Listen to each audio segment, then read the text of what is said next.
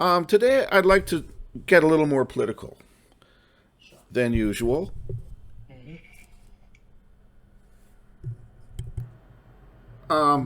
For example, a lot of the things that are happening to us in the world right now, we think we can do something about. We think that if we're, with our votes, we can change our leaders, and that will somehow fix our problems. And it's the policies that are to blame, and it's the people in charge that are at fault.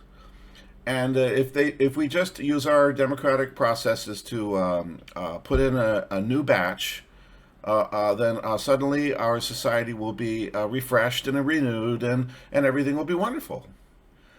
Well, no, that's not true. It never has been true. And under the current system of so called institutions, it will never be true. And I'd like to explain why. Sure. We are currently trapped in a system where you're not able to elect a representative to a lever of power. You're only able to select from a dish that's been preloaded with various so-called choices, none of which owe any allegiance to you. That's right. Your selection of candidates has been predetermined by money factors, by power factors, and by uh, forces behind the scenes that have ensured that you're only going to be seeing them and not true patriotic, conscientious members of your community that are going to do anything to help you fundamentally. That's right. I'll give you an example. In Ontario, the average cost of a an MP's election campaign is $50,000, hmm and that takes 6 months of dedicated work. In other words, you have to have be able to support yourself without any income for 6 months at least, perhaps longer, and have $50,000 lying around. That's right. Well, that's certainly a limiting factor, isn't it? hmm It basically leaves the election process in the hands of the wealthy. That's right. And why is that? Since when in our democracy do we have wealth as a condition of political representation? We do not. Correct. The actual cost of registering to vote in any election in Canada at the provincial level is $500.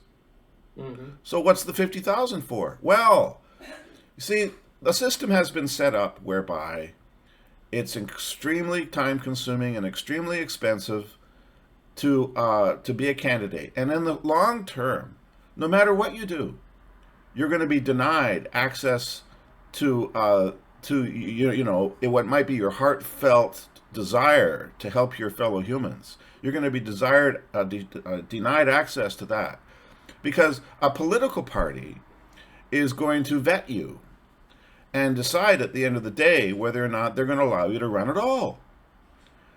Now, of course, it Yep. says in the fine print that you can run as an independent. That's right. Oh yeah, how many independents have represented anybody of their constituents in any of our parliaments in Canada in the last 100 years? Last Um, 10? less than about less Five? than two handfuls, Less than two roughly two handfuls? handfuls. That's right. Now, why is that? It's because there's an Because unfair advantage applied to you if you're a member of a political party. So right away, I've got some ideas hmm that I think need to be instituted in order to create fairness.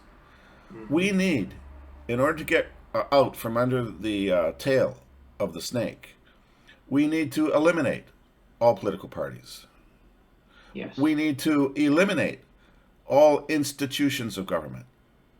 that's We right. need to start afresh at the bottom, which is the community level. hmm Everything, Grassroots level. everything is contaminated and controlled and constricted in order to prevent the expression of freedom of the individual, in order to suppress the rights of anybody. And don't tell me about the Constitution. Because the Constitution is a bunch of pretty words that do not apply.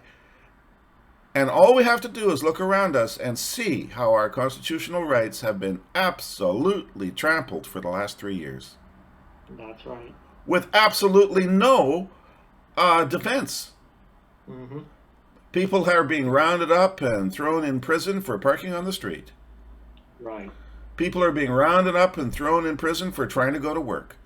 That's right.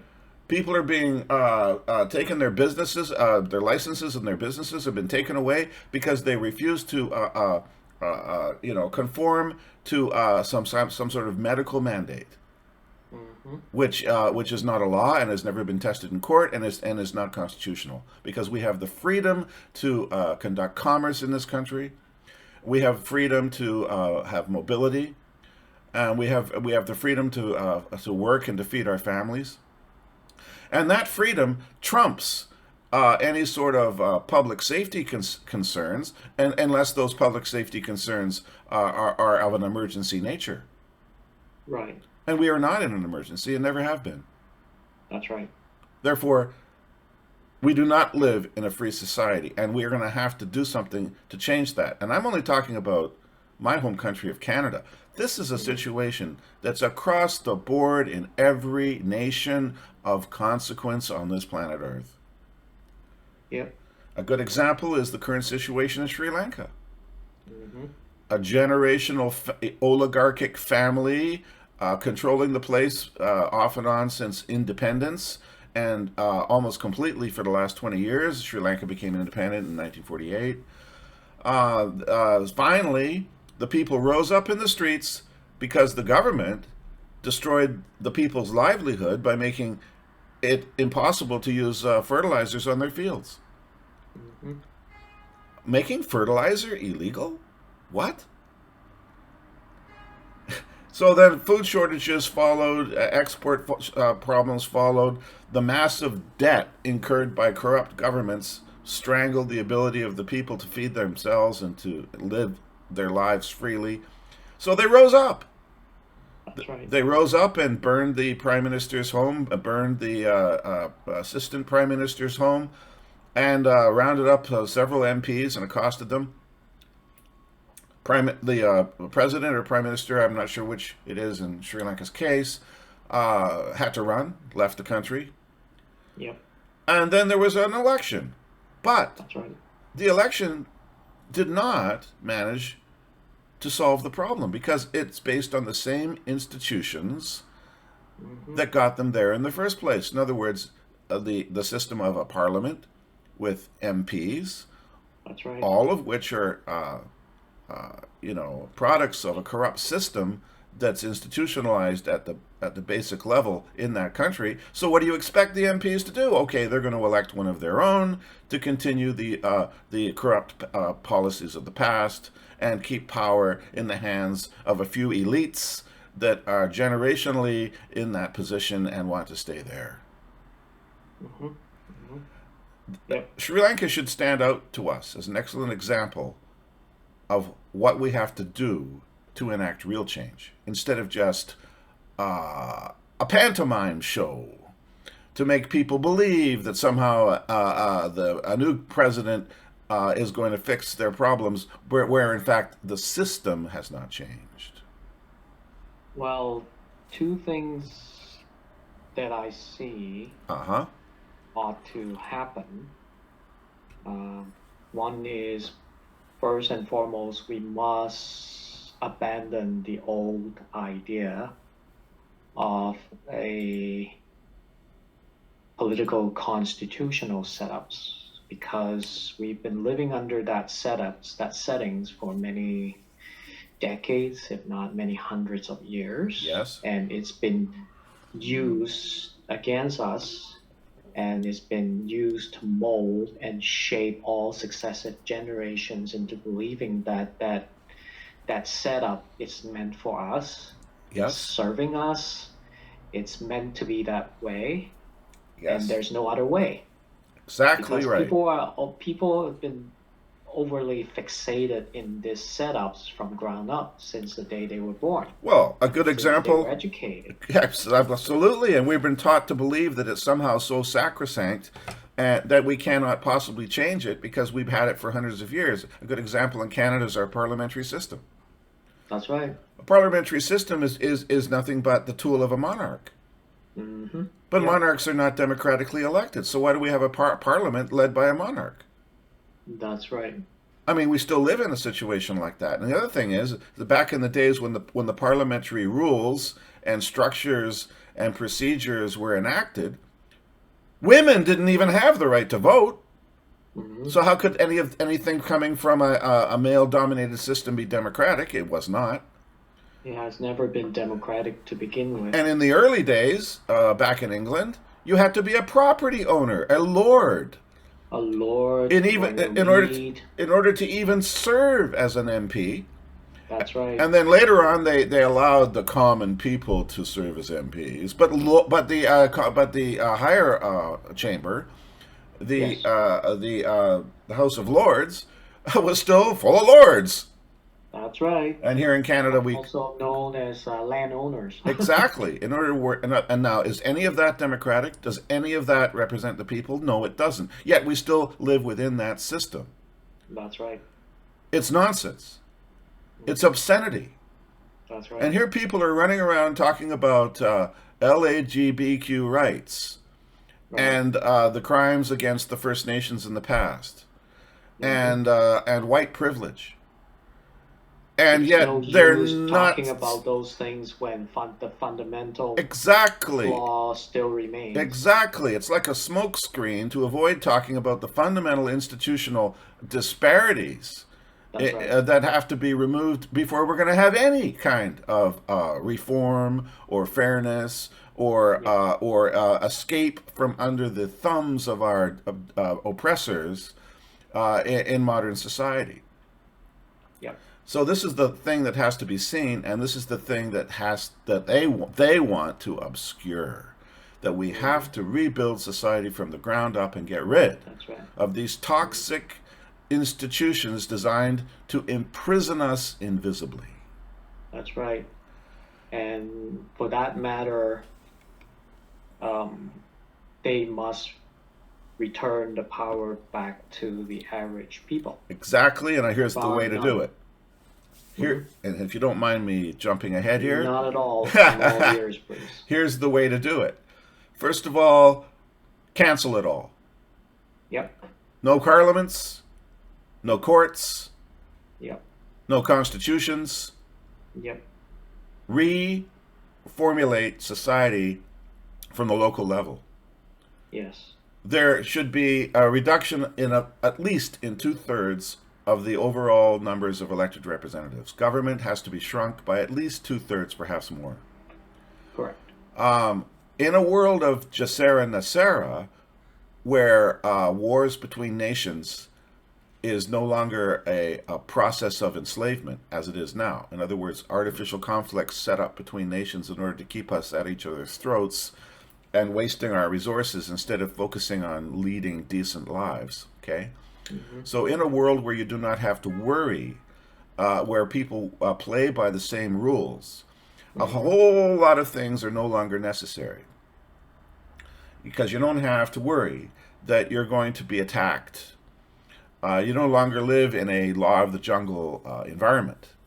Correct. So if that is the case, a lot of things in your country are no longer needed. And if you get down to the basics at the community level, why do you have to have a government telling you how to run your community? Why do you have to have a government telling you what trees you can cut, or what water you can drink, or what crops you can grow, or what tools you can use? That's your decision. That's your local level. Now, I can understand that there should be laws that should be universally applied, but not just to your country, everywhere. Things like you shouldn't eat each other. That's right. Murder's bad. That's right. You know, other things like that. But that should be universal to all nations, not just yours and not just your community. And other than that, and other than things of that nature, which I'm not going to go into a long list of a ideal constitution at this moment. And we do have actually excellent constitutions at the moment. Problem is, they're not followed. And they're not followed because they're not meant to be followed. They're meant to make us believe that we're protected when in fact we're not. Right. So it's all about enforcement. The old story, you can make any laws you like, but if you're not enforcing them, if they're not upheld in a fair and equitable manner, they're not worth the paper they're written on. So what we have to do is we have to tear them all up, and we have to start at the local level, at the community level, and representatives shouldn't be elected by any larger number of people than the community in which they live. Right. And a member of parliament, if you're going to have a collection of communities, okay, that are banding together to form a province, if they want, that's their choice. There should be no artificially imposed province upon somebody.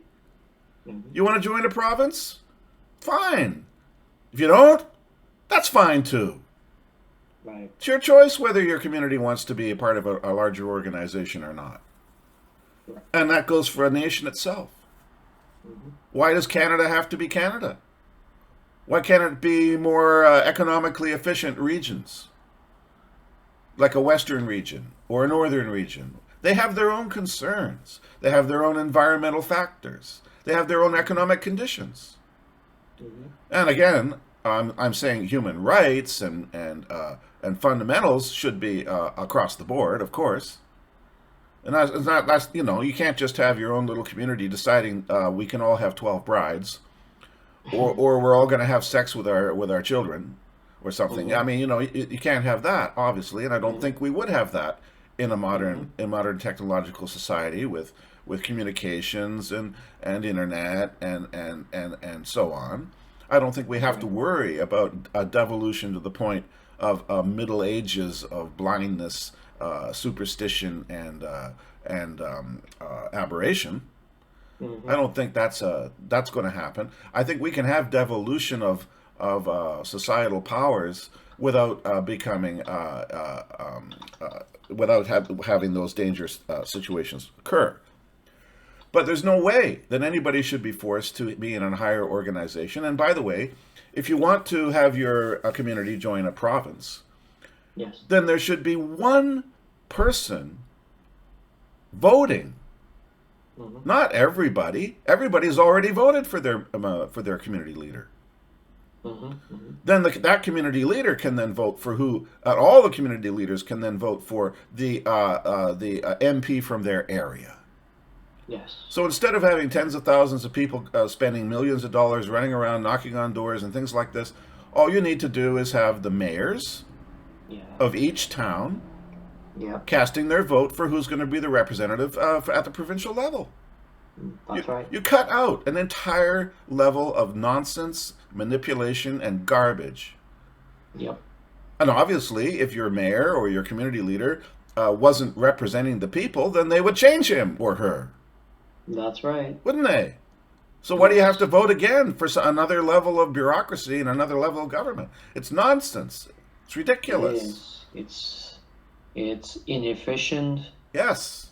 But the powers would be did this unnecessarily, like this redundant steps and procedures for the sake of painting or psychologically reinforcing the idea that as though we have a democratic structures. Exactly. We have the power, but in reality, it's not. It's just more prison bars. Psychological reinforcement of an illusion. Exactly.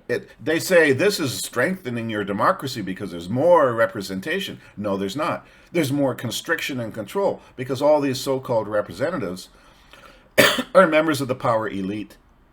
That's right. Members of bloodline families. They are the lords. Get it? That's Right. And the They're more of, controlling our livelihoods for yes, generations. and the more of them that get seats of so-called political power in legislatures, the more money they can suck from your pocket, as the elites That's right. do. That is correct, sir. Just having a simplified governmental system, cutting out entire levels of unnecessary representation and its inherent bureaucracy, would free up so much financial resources that we'd be living in a heaven on earth. You betcha. Stop. Stop. 20 minutes.